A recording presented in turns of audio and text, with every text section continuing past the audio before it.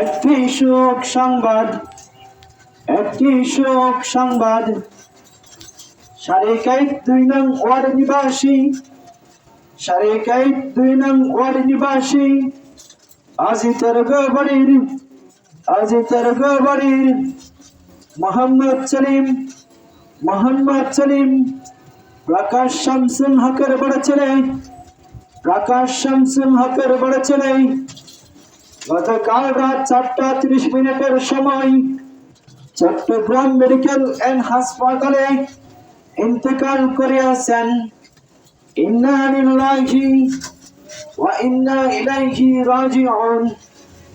আজ সন্ধ্যা 5 ঘটিকার